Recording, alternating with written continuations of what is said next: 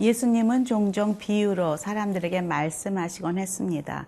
그들이 쉽게 이해할 수 있도록, 혹은 그 믿음이 없는 자들이, 또 들을 귀가 없는 자들이 이해할 수 없도록 그렇게 비유로 말씀하시곤 했는데요. 오늘 하나님께서도 이스라엘의 그 죄악에 대해서, 남유다와 북이스라엘을 하나님께서 비유를 들어서 한 두 자매의 모습으로 말씀하십니다.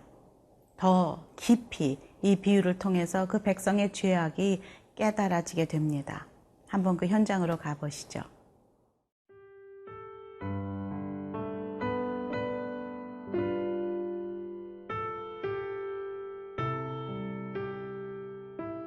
에스겔 23장 1절에서 21절 말씀입니다. 또 여호와의 말씀이 내게 임하여 이르시되, 인자야, 두 여인이 있었으니 한 어머니의 딸이라. 그들이 애굽에서 행음하되 어렸을 때에 행음하여 그들의 유방이 눌리며 그 처녀의 가슴이 어루만져졌나니, 그 이름이 형은 오홀라요 아우는 오홀리바라. 그들이 내게 속하여 자녀를 낳았나니, 그 이름으로 말하면 오홀라는 사마리아요 오홀리바는 예루살렘이니라. 오홀라가 내게 속하였을 때에 행음하여 그가 연애하는 자 곧 그의 이웃 아수르 사람을 사모하였나니, 그들은 다 자색 옷을 입은 고관과 감독이요 준수한 청년이요 말 타는 자들이라. 그가 아수르 사람들 가운데에 잘생긴 그 모든 자들과 행음하고 누구를 연애하든지 그들의 모든 우상으로 자신을 더럽혔으며, 그가 젊었을 때에 애굽 사람과 동침하매 그 처녀의 가슴이 어루만져졌으며, 그의 몸에 음란을 쏟음을 당한 바 되었더니 그가 그때부터 행음함을 맞이 아니하였느니라. 그러므로 내가 그를 그의 정든 자 곧 그가 연애하는 아수르 사람의 손에 넘겼더니, 그들이 그의 하체를 드러내고 그의 자녀를 빼앗으며 칼로 그를 죽여 여인들에게 이야깃거리가 되게 하였나니, 이는 그들이 그에게 심판을 행함이니라. 그 아우 오홀리바가 이것을 보고도 그의 형보다 음욕을 더하며 그의 형의 간음함보다 그 간음이 더 심함으로 그의 형보다 더 부패하여졌느니라. 그가 그의 이웃 아수르 사람을 연애하였나니, 그들은 화려한 의복을 입은 고관과 감독이요 말 타는 자들과 준수한 청년이었느니라. 그 두 여인이 한 길로 행함으로 그도 더러워졌음을 내가 보았노라. 그가 음행을 더하였음은 붉은색으로 벽에 그린 사람의 형상 곧 갈대아 사람의 형상을 보았음이니, 그 형상은 허리를 띠로 동이고 머리를 긴 수건으로 쌌으며, 그의 용모는 다 준수한 자 곧 그의 고향 갈대아 바벨론 사람 같은 것이라. 그가 보고 곧 사랑하게 되어 사절을 갈대아 그들에게로 보내매, 바벨론 사람이 나와 연애하는 침상에 올라 음행으로 그를 더럽히매, 그가 더럽힘을 입은 후에 그들을 싫어하는 마음이 생겼느니라. 그가 이같이 그의 음행을 나타내며 그가 하체를 드러내므로 내 마음이 그의 형을 싫어한 것 같이 그를 싫어하였으나, 그가 그의 음행을 더하여 젊었을 때 곧 애굽 땅에서 행음하던 때를 생각하고, 그의 하체는 나귀 같고 그의 정수는 말 같은 음란한 간부를 사랑하였도다. 내가 젊었을 때에 행음하여 애굽 사람에게 내 가슴과 유방이 어루만져졌던 것을 아직도 생각하도다. 오늘 성경의 말씀은 이스라엘 역사를 잘 알지 못하고 읽으면 좀 당황스러운 그런 말씀이기도 합니다. 성경에서 잘 쓰지 않는 그런 단어가 기록되어 있고 또 낯뜨거운 그 성적인 묘사들이 기록되어 있는 것을 보면서 아니 성경에 왜 이런 것이 기록되어 있나 라고 우리가 의아해할 수도 있습니다. 이런 음탕한 이야기들이 있는가. 그러나 이스라엘의 영적인 간음을 하나님께서는 이렇게 표현하고 계시다는 것이죠. 2절에서 4절까지 함께 읽어보겠습니다. 인자야, 두 여인이 있었으니 한 어머니의 딸이라. 그들이 애굽에서 행음하되 어렸을 때에 행음하여 그들의 유방이 눌리며 그 처녀의 가슴이 어루만져 졌나니 그 이름이 형은 오홀라요 아우는 오홀리바라. 그들이 내게 속하여 자녀를 낳았나니 그 이름으로 말하면 오홀라는 사마리아요 오홀리바는 예루살렘이라. 이것은 오래전 그 통일 왕국 시대에서 분열 왕국 시대로 넘어갈 때에 그 왕국이 솔로몬 이후에 분열하게 됩니다. 그래서 북이스라엘은 여로보암 왕이 그리고 남유다는 솔로몬의 아들인 르호보암이 차지하면서 나라가 둘로 분열 왕국이 되게 되는데요. 그때부터 이제 그 간음이 시작된 것을 이야기하고 있습니다. 지금 다윗 시대 이후에 이 왕들이 하나님을 멀리하고 거짓 제사를 드리며 우상 숭배하는 모습들을 지금 행음하는 모습으로 간음하는 모습으로 표현하고 있다는 것이죠.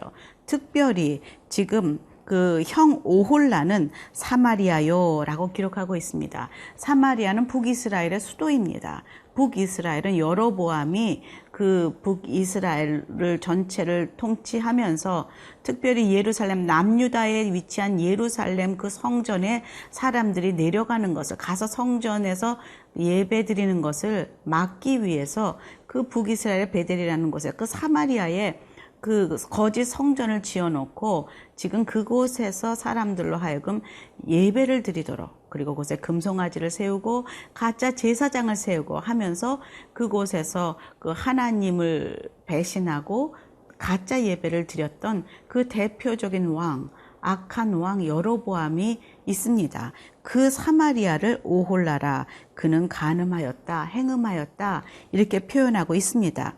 오홀리바는 바로 예루살렘 그 유다 지방을 의미하고 있다는 것이죠. 지금 그 북이스라엘은 사마리아는 그 망하는 BC 722년 그까지 19명의 왕들이 있었습니다. 그런데 그 중에 단 한 명도, 단 한 사람도 선한 왕이 없었다는 것이죠. 선한 왕은 누구입니까? 하나님을 왕으로 경배하고 제사드리며 율법을 지켰던 그리고 하나님을 자신의 나라의 왕으로 섬겼던 다윗과 같은 왕을 선한 왕이다. 그리고 악한 왕은 하나님을 배신하고 우상을 숭배하며 그리고 거짓 제사를 드리며 율법을 지키지 않고 했던 그런 사람들은 악한 왕의 대표라고 할 수가 있는데 지금 19명이 모두 다 그 북이스라엘의 사마리아의 오홀라는 지금 완전하게 악한 왕으로 이어져 왔다는 것이죠. 그 중에서도 여로보암, 1대 여로보암과 아합 왕과 또 여로보암 2세 이런 왕들은 유명한 악한 왕입니다. 하나님 대신에 그 우상을 숭배했던 대표적인 왕들이라고 할 수 있습니다. 여기 8절에 보니까 그가 젊었을 때에 애굽 사람과 동침하매라고 기록하고 있습니다. 이것은 그들의 조상들의 이야기로부터 들어가죠. 그 애굽에서 종살이 할 때부터 그들은 우상 숭배를 하고 또 가나안을 들어가는 그 광야 가운데서도 그들은 틈만 나면 그 모압 여인과 행음하고 또 뭔가 먹을 것이 부족하고 힘들어지면 나를 애굽으로 다시 보내달라고 내가 괜히 따라 나왔다고 모세에게 원망하고 하는 그런 백성들의 어린 모습, 그 하나님을 하나님으로 온전히 섬기지 못하는 그 모습들에 대한 것을 지금 말하고 있다는 것이죠. 그래서 지금 이 사람들을 이렇게 한 여인의 모습으로 행음하고 있는 모습으로 그의 죄악을 설명하고 있다는 것입니다. 우리 신랑 예수님, 그 예수님 대신에 우리가 다른 것을 더 사랑하는 그것이 바로 우리의 또 다른 신랑이 된다는 것을 우리는 기억하여야만 합니다. 예수님보다 더 사랑하는 것, 더 아끼는 것, 더 우선되는 것, 우리는 그것을 지금 우리가 음행하고 있는 것, 새로 신랑으로 맡고 있는 것이라는 것을 이 말씀을 통해서 다시 한번 우리 자신을 점검하는 기회를 갖게 된다는 것이죠. 오늘도 내 마음속에 무엇이 차지하고 있는지 이 오홀라를 보면서 점검하는 은혜가 있길 바랍니다.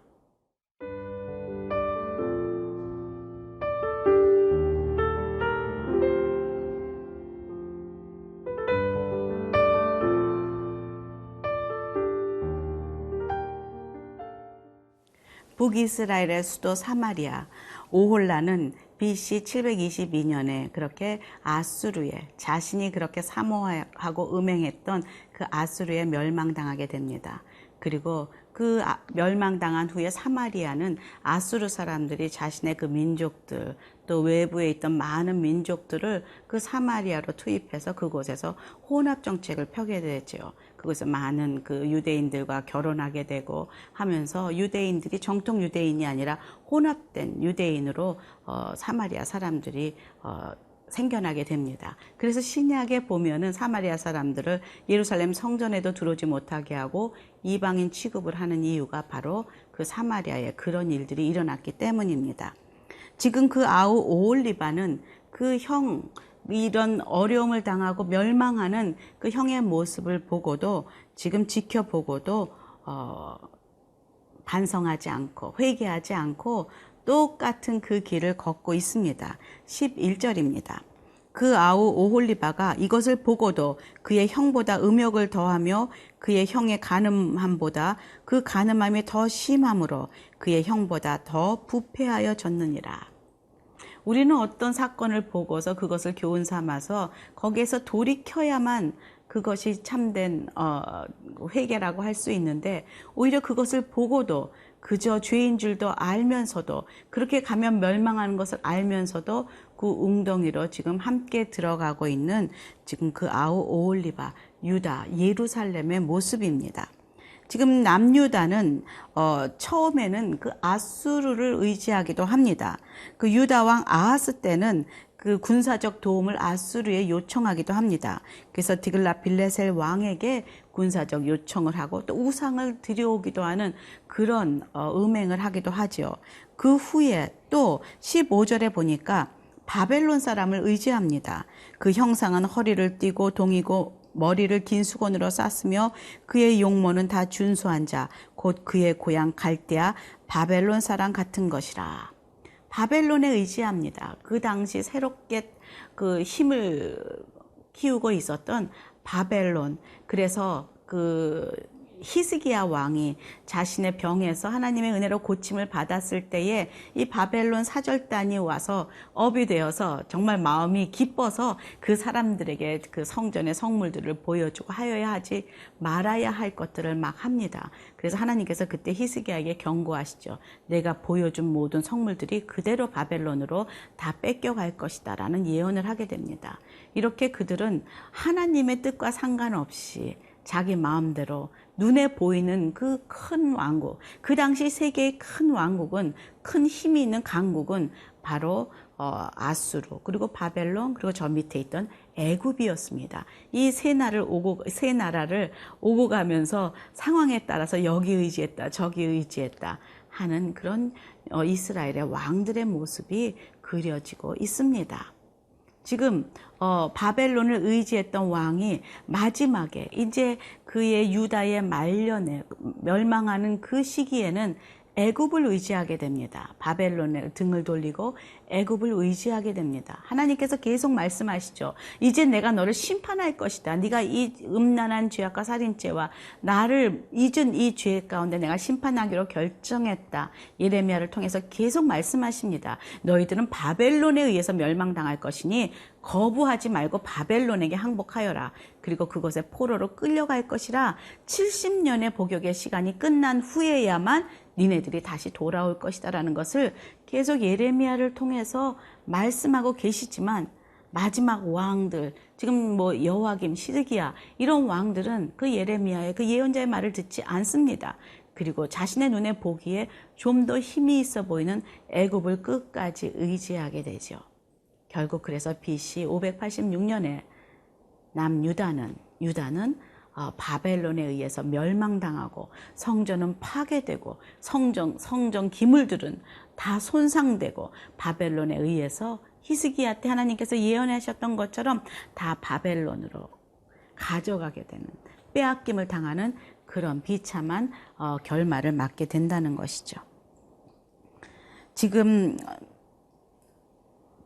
21절에 보니까 내가 젊었을 때에 행음하여 애굽 사람에게 내 가슴과 유방이 어루만져졌던 것을 아직도 생각하는도다.